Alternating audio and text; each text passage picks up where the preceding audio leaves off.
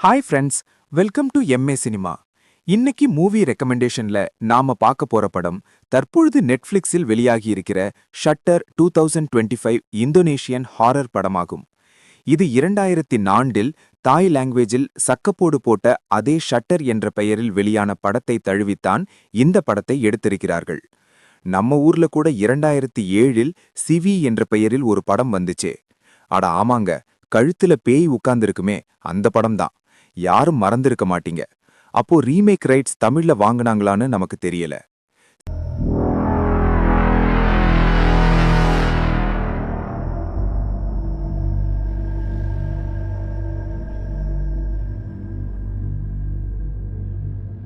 சரி, கதையை சுருக்கமா பார்ப்போம்.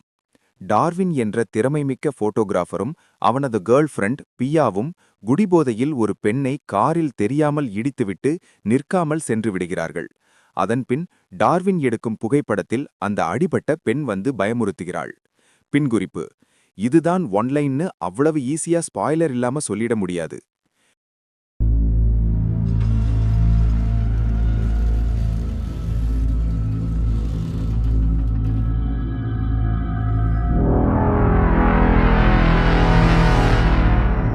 விரிவான பார்வை. டார்வின் என்ற போட்டோகிராஃபர் அந்த ஆக்சிடென்ட் நடக்கும் வரை ஜாலியாக தன் கேர்ள் ஃப்ரெண்ட் பியாவுடன் இருக்கிறார். ஆக்சிடென்ட் நடந்த மறுநாள் பியா டார்வினிடம் வந்து, எப்படி எதுவுமே நடக்காத மாதிரி உன்னால இருக்க முடியுது? நான் எவ்வளவு வாட்டி சொன்னேன், ஒரு தடவை அந்த அடிபட்ட பொண்ணை போய் பார்த்துடலாம்னு. நீதான் கேட்கல, அவளை நடு ரோட்ல அப்படியே விட்டுட்டு வந்துட்டோம். எனக்கு நைட்டு ஃபுல்லா தூக்கம் வரமாட்டேங்குதுன்னு சொல்லிவிட்டு டார்வின் போட்டோ லேபிற்குள் செல்ல, நெகட்டிவ் கழுவும் ஒரு சின்ன டப்பாவிலிருந்து அந்த அடிபட்ட பெண் தலை மேலெழுகிறது. அதை பார்த்து அதிர்ந்த பியா வேக வேகமாக கதவை தட்ட, டார்வின் திறக்க ஜஸ்ட் மிஸ்ஸில் பியா தப்பிக்கிறாள். பின்பு ஒரு நாள் அதே லேபில் பியா வந்து டார்வினை விசித்திரமாக பார்க்க, திடீரென மொபைல் ரிங் அடிக்க, அது என் போன் தான், இரு வர்றேன்னு சொல்லிட்டு போய் மொபைலை அட்டன் பண்ணி பார்த்தா கால்ல இருக்கிறது பியா.